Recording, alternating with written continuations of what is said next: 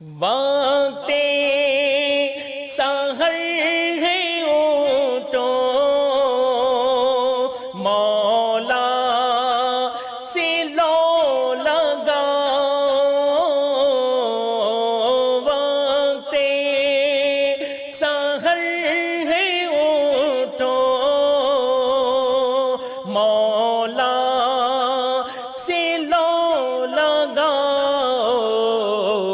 جواد دے رہا ہے انعام جاویدانہ، جواد دے رہا ہے انعام جاویدانہ۔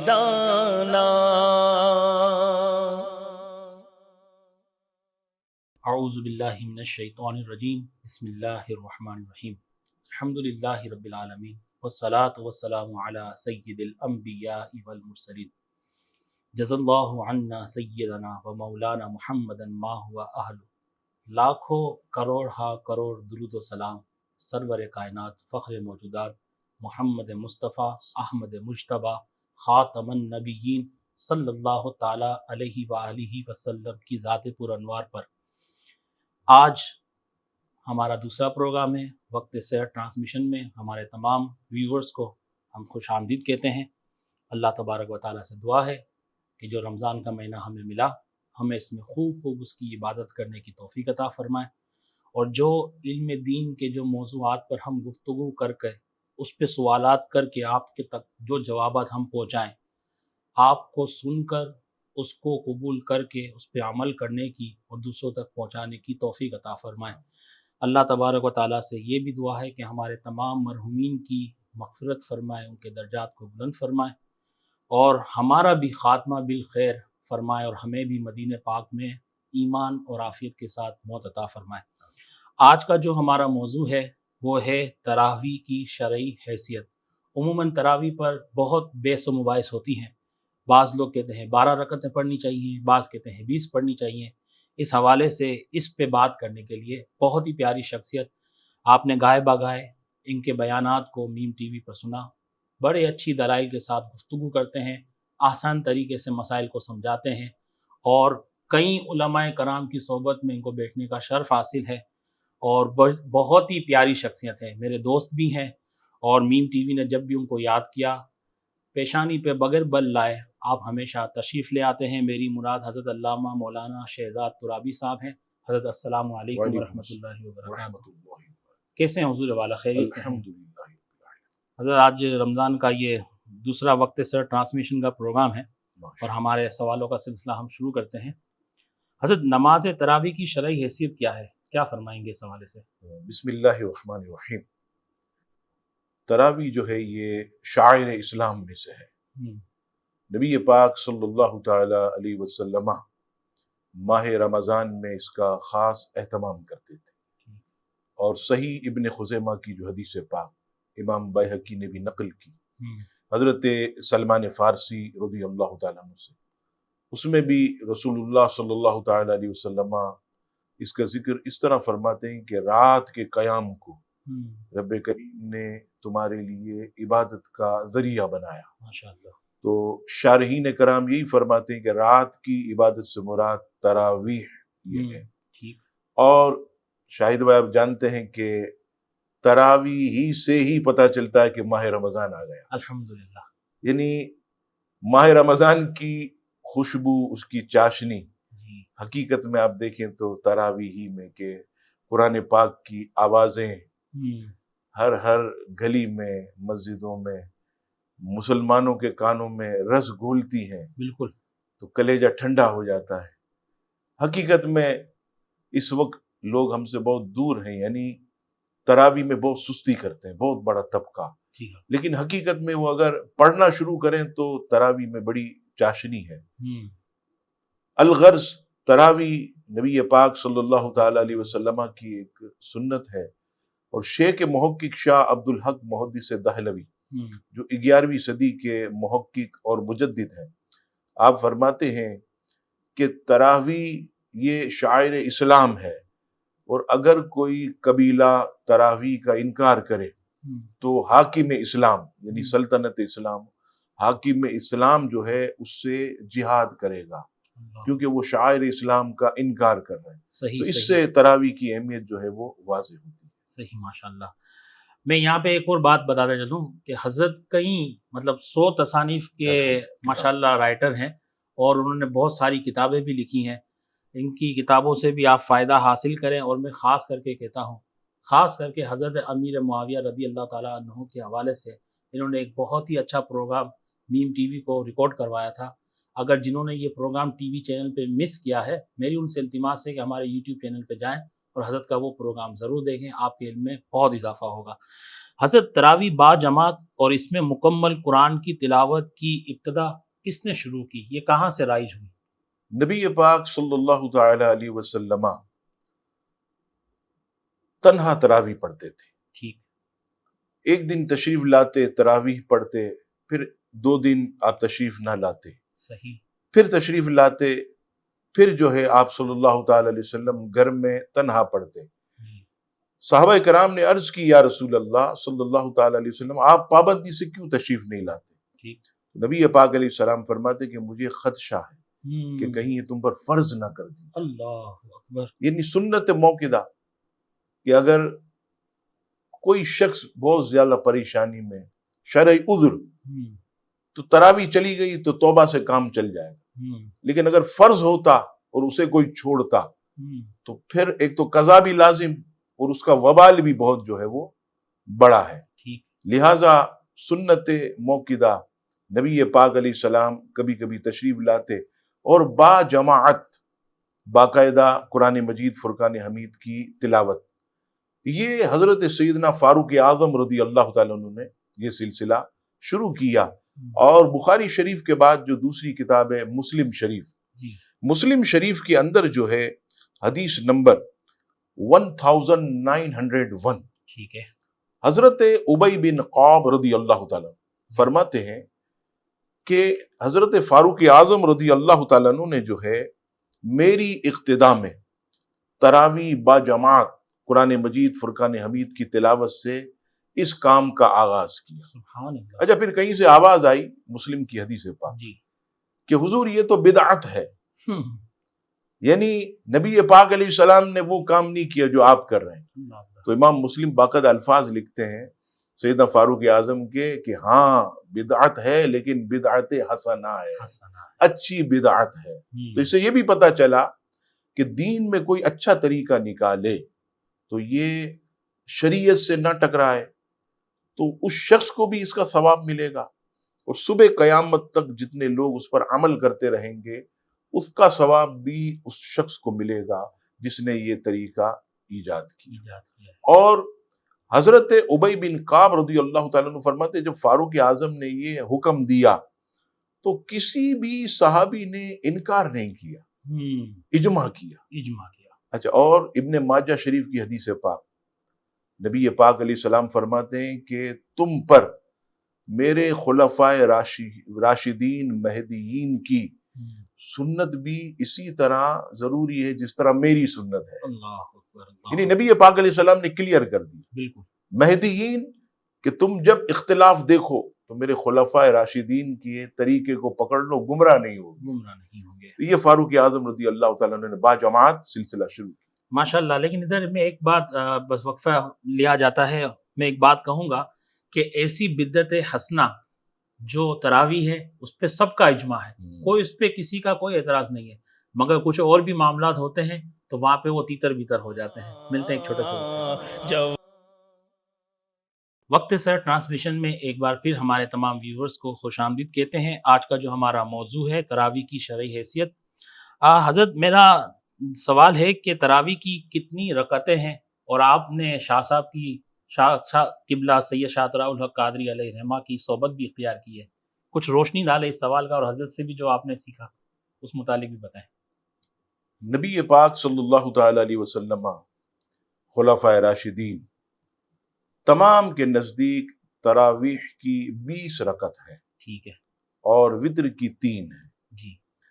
نبی پاک صلی اللہ تعالی علیہ وسلم کے بابت امام بخاری کے جو استاذ امام ابن ابی شیبہ جی انہوں نے اپنی مصنف ابن ابی شیبہ والیم 2 پیج نمبر 394 پر یہ حدیث پاک نقل کی کہ نبی پاک علیہ السلام ماہ رمضان میں 20 رکعت اور 3 وتر پڑھا کرتے تھے۔ اس کے بعد دوسری حدیث پاک امام بیہقی والیم 2 پیج نمبر 494 پر نقل فرماتے ہیں کہ جناب رسول اللہ صلی اللہ تعالی علیہ وسلم 20 رکعت ماہ رمضان میں اور 3 وتر پڑھا کرتے تھے۔ اسی طرح کتاب الترغیب امام رازی رحمۃ اللہ تعالی علیہ وہ بھی نقل فرماتے ہیں کہ جناب رسول اللہ صلی اللہ تعالی علیہ وسلم ماہ رمضان میں 20 رکعت اور 3 وتر پڑھا کرتے تھے۔ کشف الغمہ یہ امام عبد الوہاب شعرانی علیہ رحمہ کی بڑی مستند کتاب والیم 2 پیج نمبر 116 پر بھی یہ حدیث پاک موجود ہے کہ جناب رسول اللہ صلی اللہ تعالی علیہ وسلم ماہ رمضان میں 20 رکعت اور 3 وتر پڑھا کرتے تھے اور بغیر جماعت پڑھا کرتے تھے۔ یہ بھی اچھا، یہ آ گیا نبی پاک علیہ السلام کا طریقہ۔ ٹھیک ہے، اب آئیے خلفائے راشدین، جیسا کہ میں نے عرض کیا کہ سیدنا فاروق اعظم رضی اللہ تعالی عنہ، آپ رضی اللہ تعالیٰ عنہ جو ہیں وہ کس طرح یہی امام ابن ابی شیبہ جو کہ امام بخاری کے استاد اپنی مصنف والیم 2 پیج نمبر 398 پر روایت نقل کرتے، روایت نمبر 7764۔ حضرت فاروق اعظم نے حضرت ابی بن کعب رضی اللہ تعالیٰ عنہ کو حکم دیا کہ آپ 20 رکعت تراویح پڑھائیں۔ اچھا، نمبر 2 موطا امام مالک تمام کے نزدیک مستند، پیج نمبر 122 پر حضرت یزید بن رومان رضی اللہ تعالیٰ عنہ فرماتے ہیں کہ لوگ صحابہ و تابعین فاروق اعظم کے زمانے میں ماہ رمضان میں 23 رکعت پڑھتے تھے، 20 تراویح اور 3 جو ہے وہ وتر۔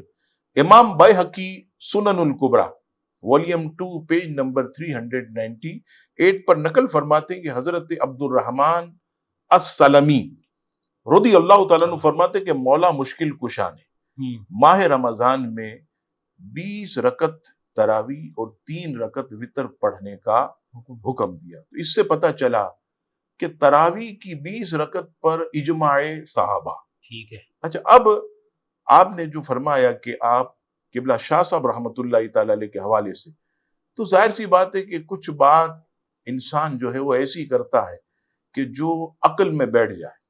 یہ روایتیں حدیثیں برحق ہیں، لیکن بعض چیزیں جو عقل میں بھی آ جاتی ہیں۔ تو ہمارے شیخ حضرت علامہ مولانا سید شاہ تراب الحق صاحب قادری علیہ رحمہ کو کسی نے رکا بھیجا کہ حضور 12 رکعتیں آپ 20 پڑھتے ہیں، تو آپ نے فرمایا کہ چلو روایات اور احادیث سے تو 20 ثابت ہے، پھر بھی اگر قیامت کے دن 20 پڑھنے والا آیا، یعنی میں کھڑا ہو گیا، اور 12 پڑھنے والا، دونوں اللہ تبارک و تعالیٰ کی بارگاہ میں حاضر، رب کریم مجھ سے پوچھے گا بندے 12 تھی تم نے 20 کیوں پڑھی؟ ہم عرض کریں کہ مولا 8 کو نوافل بنا دے، 12 قبول فرما دے، ہم نکل جائیں گے۔ اب 12 پڑھنے والے سے پوچھ لیا کہ 20 تھی تم نے 12 کیوں پڑھی، تو پھر 8 کہاں سے لاؤ گے؟ اللہ اکبر۔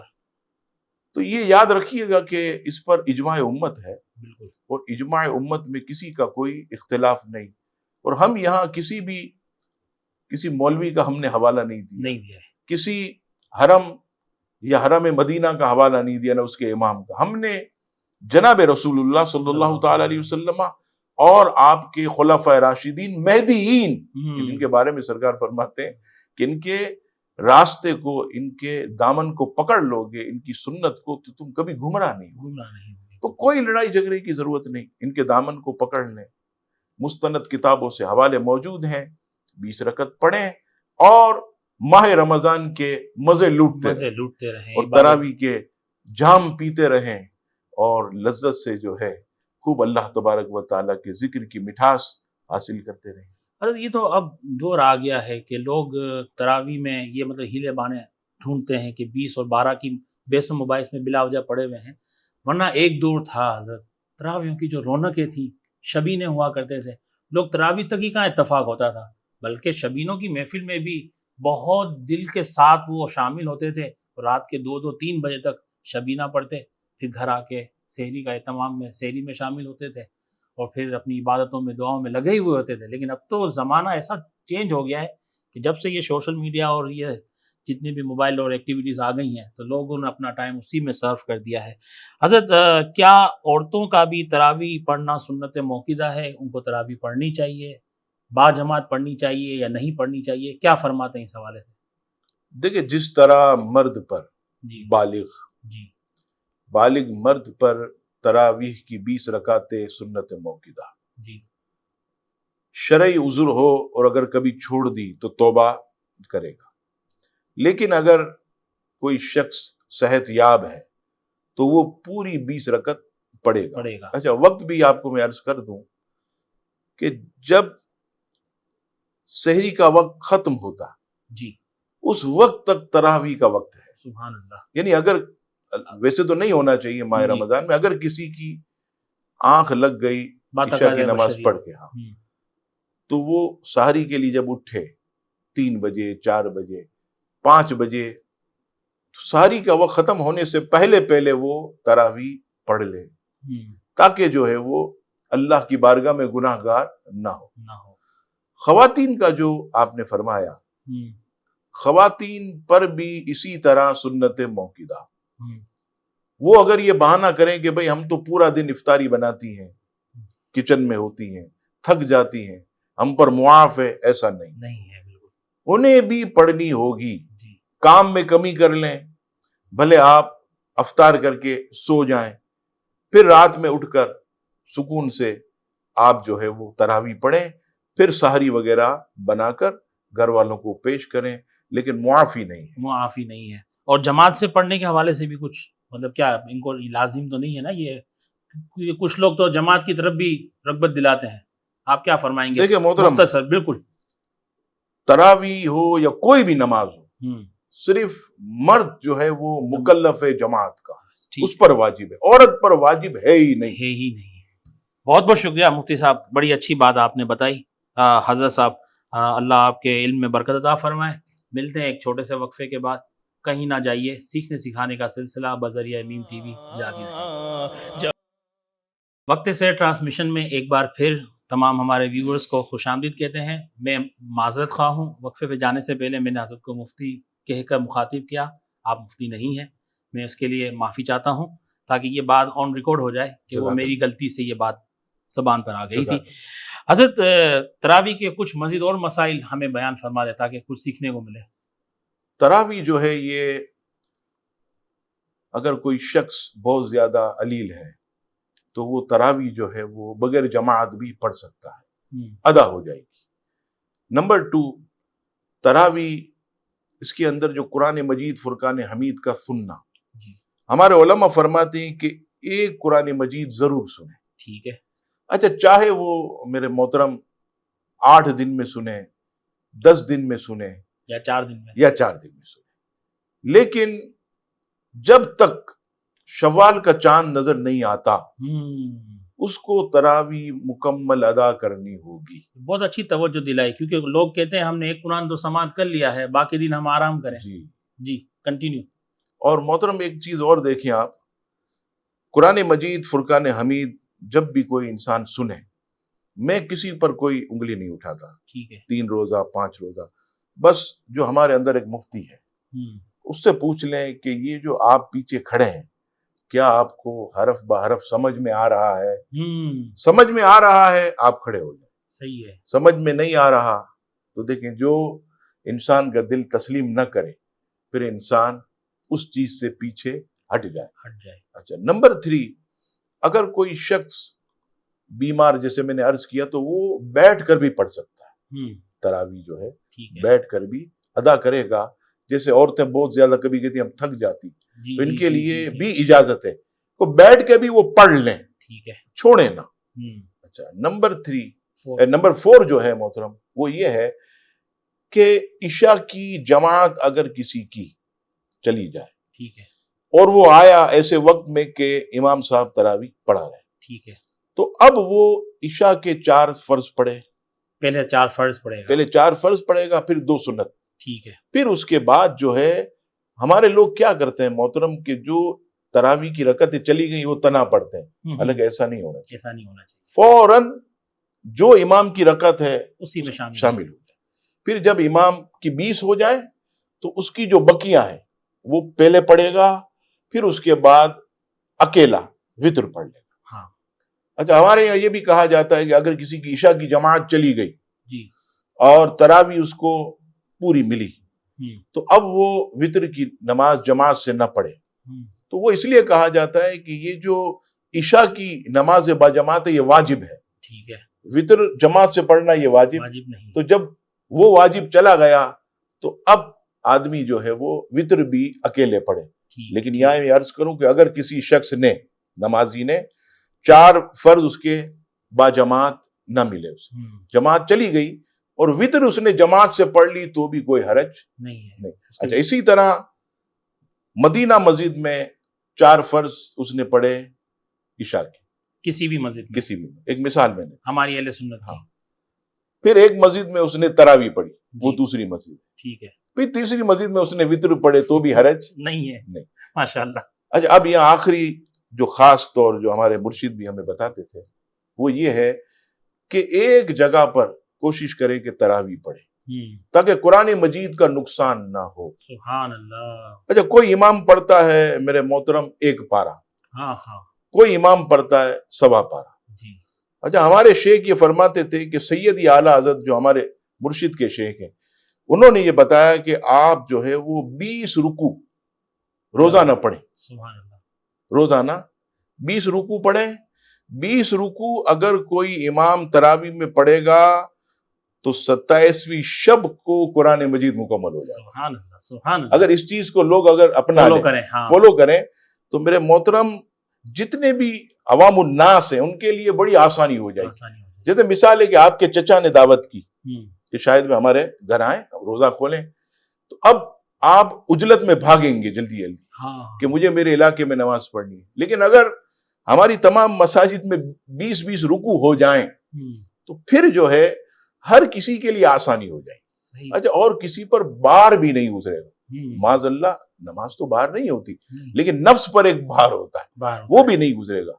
تو یہ کوشش کریں کہ قرآن کا نقصان نہ ہو، اس لیے ایک ہی جگہ پر ہی پورا قرآن مجید سنیں تاکہ اس کی مکمل برکتیں نصیب ہوں. بہت ہی پیاری بات حضرت آپ نے یہ بتائی اور بڑا تفصیلی آپ نے تراویح کے مسائل آپ نے سکھائے. اللہ تبارک و تعالیٰ اس کو ہمارے ذہنوں میں، ہمارے دلوں میں محفوظ فرمائے اور سن کر اس کو قبول کر کے اس پہ عمل کرنے کی بھی ہمیں توفیق عطا فرمائے. اور یہ بات بھی آپ نے بڑی اچھی کہی کہ دل سے فتویٰ لے. حضور صلی اللہ علیہ وسلم کی حدیث مبارکہ، تجھے کوئی کچھ بھی فتویٰ دے مگر تو اپنے دل سے بھی فتویٰ لے آیا کہ تجھے کرنا کیا ہے.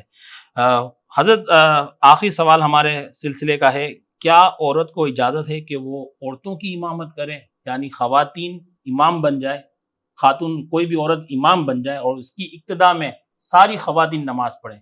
آج کل یہ بہت رائج ہو گیا ہے، آپ کیا فرمائیں گے اس حوالے سے؟ دیکھیں محترم، آپ اگر پوری تاریخ پڑھیں، تمام مذاہب کو پڑھیں، کسی بھی عورت کو جو ہے وہ نہ نبوت دی گئی، بالکل نہ امامت دی گئی. جی. وجہ اس کی یہ ہے کہ عورت جو ہے اس کے ساتھ کچھ عوارض ہوتے ہیں، پاکی ناپاکی ہر چیز کے. ٹھیک ہے. تو اسی طرح عورت کو جو ہے وہ امامت کی بھی اجازت نہیں ہے. ٹھیک. ایک عقلی آپ مثال میں آپ کو دوں کہ عورت اگر امامت کے لیے کھڑی ہو جائے، 1 رکعت پڑھی یا پڑھائی اس نے، اور اگر عوارض آ گئے تو پیچھے والوں کا یہ مذاق بن جائے گا دین ہے. تو یاد رکھیے گا، امام صرف مرد ہی ہوگا، مرد ہی امامت کروائے گا، مرد ہی کے پیچھے تمام مرد پڑھیں گے. جس طرح عورت پر جماعت واجب نہیں ہے، یعنی جماعت کے ساتھ نماز پڑھنا واجب نہیں، اسی طرح عورت جو ہے وہ امامت کے لائق بھی نہیں ہے. اور اس پر ایک اور چیز، اس وقت جو فتنوں کا دور ہے، آپ نے دیکھا ہوگا کہ لوگ یہ کہتے بھئی عورتیں اذان بھی دیں. کئی ایسی مقامات پر آپ نے پکچرز وغیرہ بھی دیکھی ہوں گی. تو عورت نہ ہی امامت کر سکتی ہے نہ ہی اذان دے سکتی. بالکل. عورت کی آواز بھی عورت ہے. عورت کی آواز بھی عورت ہے. اور یہ ہم خاص طور پر محفل میلاد میں بھی سیدی اعلیٰ حضرت کے فتاوی کی روشنی میں اپنے ناظرین سے بھی عرض کروں کہ جہاں بھی محفل میلاد خواتین کی ہو تو چار دیواری میں ایسے ہو کہ باہر آواز نہ جائے، ورنہ غیر محرم کو اگر آواز جائے گی تو یہ ثواب کی بجائے گناہ ہوگا. تو اسی طرح عورت جو ہے وہ امامت بھی نہ کرے. ظاہر سی بات ہے امامت کرے گی اللہ اکبر زور سے بولے گی، ظاہر سی بات ہے باہر آواز جائے گی، وہ گناہ گار ہوگی. تو عورت کے لیے جو ہے وہ چار دیواری کے اندر، اور اس کی آواز کو بھی عورت کہا گیا کیونکہ عورت کی آواز میں بھی کشش ہوتی، وہ بھی کھینچتی ہے. تو شریعت کا بڑا اچھا قانون ہے یہ، اور ہمارے فقہا علماء نے ہمیں سکھایا. تو عورت جو ہے یہ اپنے شوہر کی خدمت کرے، گھر کے اندر نماز پڑھے. کتنی پیاری حدیث پاک سید دو عالم علیہ السلام فرماتے ہیں کہ عورت کے لیے سب سے بہترین جگہ جو ہے اس کے گھر کا صحن، اور اس سے بہتر اس کے گھر کا وہ کمرہ جہاں آرام کرتی ہے، عبادت کے لیے سب سے افضل وہ ہے. تو جب آپ کو شریعت نے افضلیت یہ دی آپ کے اپنے کمرے میں، آپ کے اپنے بیڈ روم میں، کیا ضرورت ہے آپ کو باہر نکلنے کی؟ تو یہ محترم اس پر بہت زیادہ ہمارے علماء کو بھی غور کرنا چاہیے، اور ان کو چاہیے کہ وہ لوگوں میں آگاہی جو ہے وہ پیدا کریں، اویئرنیس پیدا کریں. بالکل، بہت بہت شکریہ. بلکہ میں یہاں پہ ایک بات اور بھی ایڈ کروں، خاص کر کے باہر ممالک میں جو یہ محفل نعت خوانی خواتین کی جو رائج کی گئی ہے اور اس کو اوپن انوائرمنٹ میں جو کیا جاتا ہے، اس میں ان خواتین کے ساتھ بالغ بچے بھی آتے ہیں، اور یہ اس طرف بھی کسی کی توجہ نہیں ہوتی، اور وہ بھی بے شرم بے جھجک ان بچوں کو اپنے قریب کرتی ہیں، ان کا بوسہ لیتی ہیں، بےریش ہوتے ہیں، ان کو سینے سے لگاتے ہیں، ان کو داد دیتی ہیں. تو یہ بھی اسلام میں اس کی بھی اجازت نہیں ہے. تو اس بات کو بھی ذہن میں اچھے طریقے سے محفوظ کر لیں کہ کسی بھی زاویے سے غیر محرم، چاہے وہ بچہ 16 سال کا ہے، 13 سال کا ہے، 14 سال کا ہے، بالغ ہو گیا ہے، آپ کی آواز وہ سن نہیں سکتا. اس کا گناہ آپ ہی کے ذمہ ہے. وہ بچہ اتنا شعور تو نہیں رکھتا، مگر اس کے ذمہ دار آپ ہی ہیں. اللہ تبارک و تعالی ہمیں صحیح معنوں میں دین اسلام سمجھنے کی، سیکھنے کی توفیق عطا فرمائے. اور جب تک ہماری سانسیں باقی ہیں، ہم علماء اہل سنت کی صحبت میں بیٹھ کر صحیح معنوں میں اسلام کو سیکھیں، اس کو سمجھیں. اور اللہ سے دعا ہے کہ اللہ ہم سب کے ایمان کی حفاظت فرمائے. یہاں ہمارا وقت پورا ہوا چاہتا ہے. حضرت میں آپ کا تہہ دل سے شکریہ ادا کرتا ہوں، آپ تشریف لائے. اللہ تبارک و تعالیٰ آپ کا آنا قبول و منظور فرمائے. اور یہاں ہمارا پروگرام اختتام پذیر ہوا چاہتا ہے. اپنے میزبان شاہد الحق نوری کو دیجیے اجازت. السلام علیکم ورحمۃ اللہ وبرکاتہ.